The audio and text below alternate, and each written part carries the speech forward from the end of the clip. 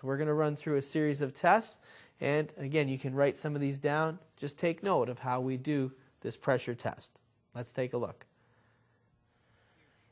So the first thing we want to do is hook up our fuel pressure gauge to the Schrader valve. In this case, we have a nice, easy access to getting it. We're going to go over to our electrical center, and utilizing our electrical center, we can zoom in and we can find our fuel pump relay, and you can see that little prime off to the left-hand side. There's pins 87 and 30, and there's 85 and 86, our control circuit. We can locate our fuel pump relay, and you can see the little primer port down off to the left-hand side.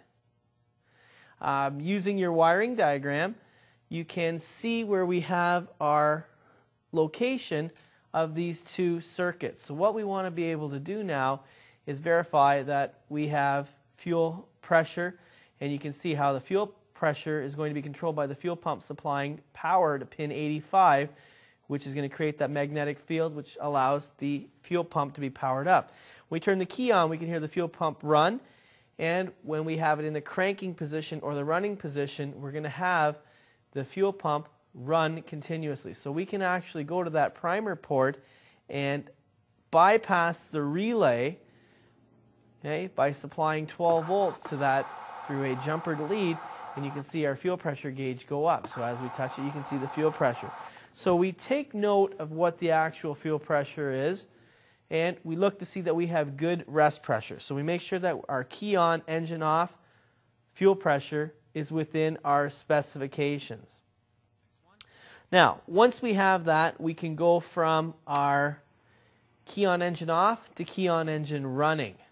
So we want to make sure that we have the correct fuel pressure now, if our regulator is doing its job, etc., to see what our running fuel pressure. And you can see if we take the regulator hose off, put it back on, we can see that change in our pressure, typically somewhere in that neighborhood of about our 10, maybe 7 to 11 psi, about 10 psi changing.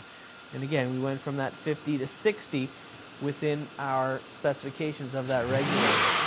So as we change our vacuum by accelerating, you can see that you have your fuel pressure changing. And don't forget, at the same time, we can do a volume check on our fuel pump to verify that we have good flow coming from our fuel pump as well. Now, in this case, if we want to do some testing on the circuit, if we remove the fuel pump relay, okay, right now you're going to see that the fuel pressure is going to drop off because the fuel pump has stopped running. Okay, once the fuel system is dropped below that pressure, the vehicle is going to shut off. This is how we can release that pressure and relieve that pressure if we need to do any further testing on the system.